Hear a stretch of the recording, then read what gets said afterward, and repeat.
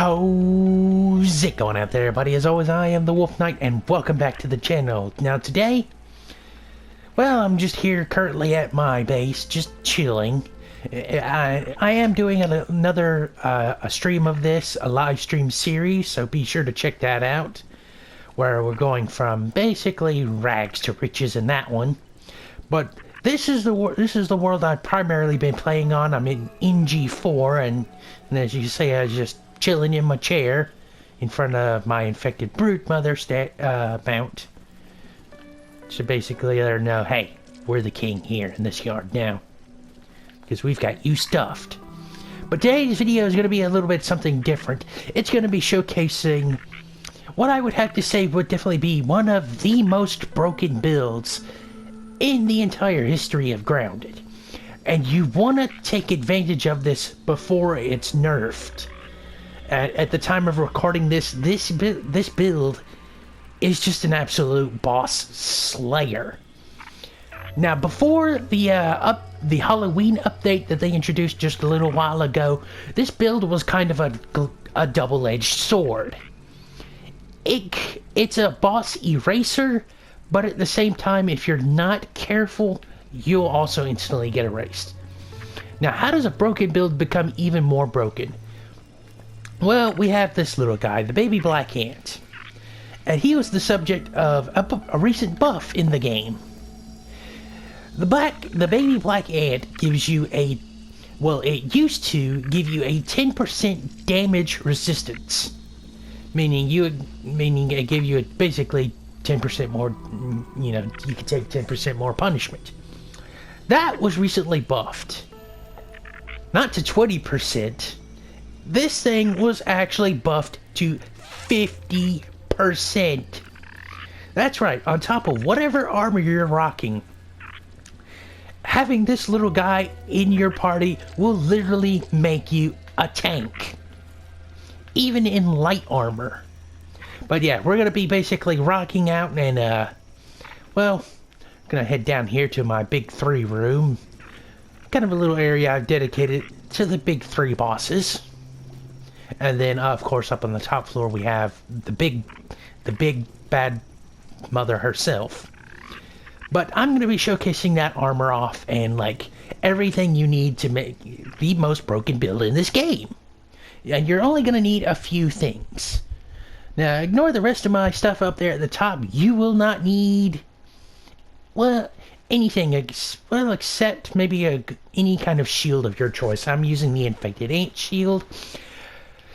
But the armor you want to rock is the red ant, the red strategist armor. You get this by killing the red ant queen by poisoning her or using an infected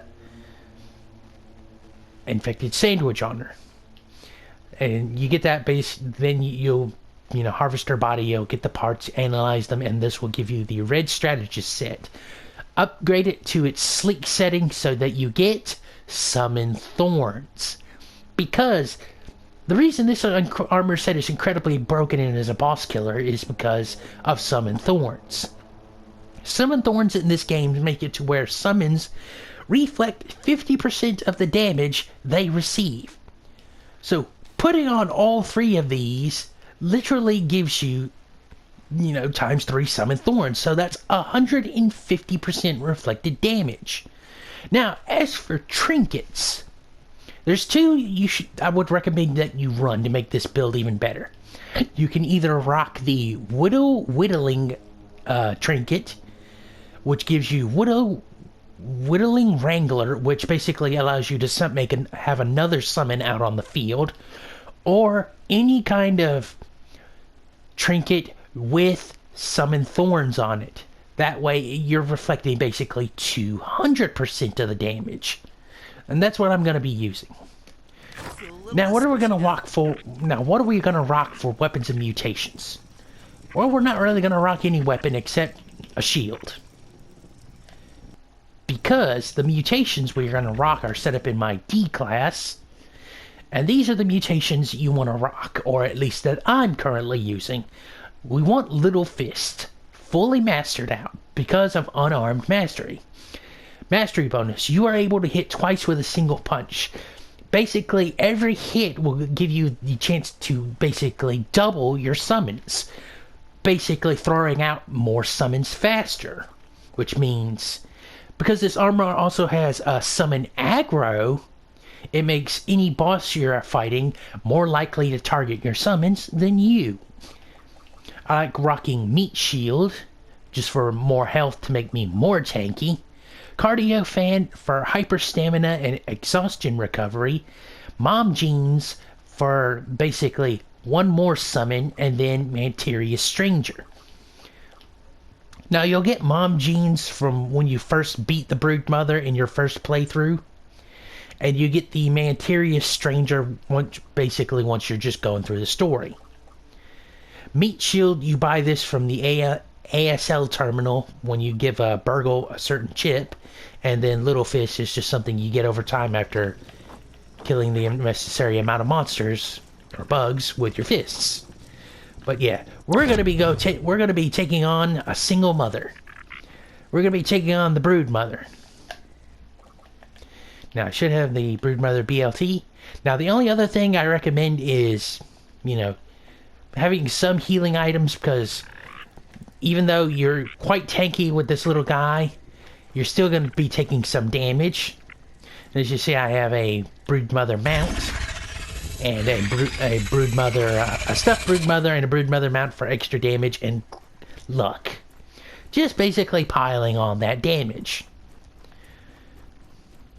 So let's go in here, and now the infusions you want to look for on your Broodmother are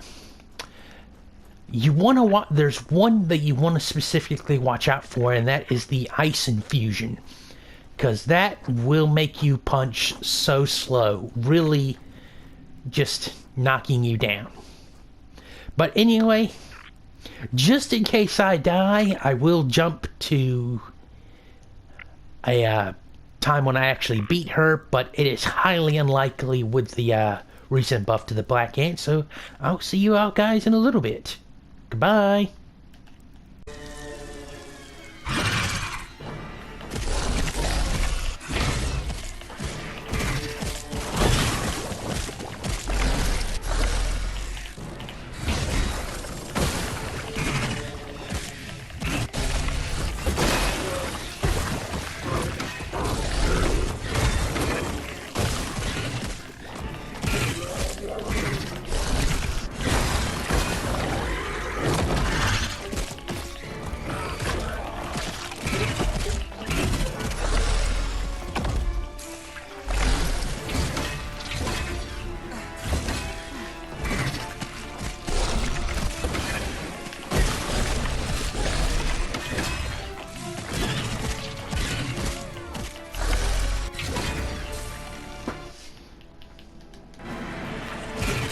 Focus on that healing a little bit. Like that.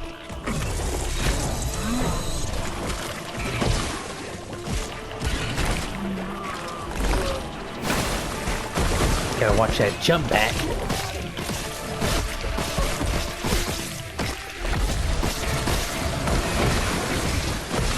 Oh, and look at that just chunked damage.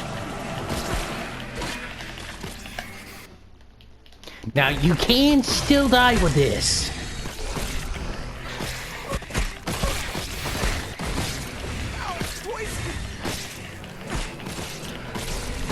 But just keep punching. Focus on punching the children.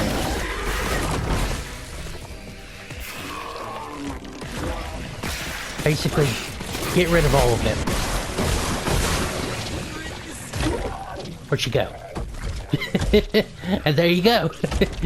The battle could be over just that quickly, but like I said, you could. It's still very broken, but with the baby Black Ants buff, it just makes it like so much more survivable. And there you go. So guys, I hope you enjoyed. Please be sure to leave a like, comment, and subscribe, and I'll see y'all next time. Goodbye.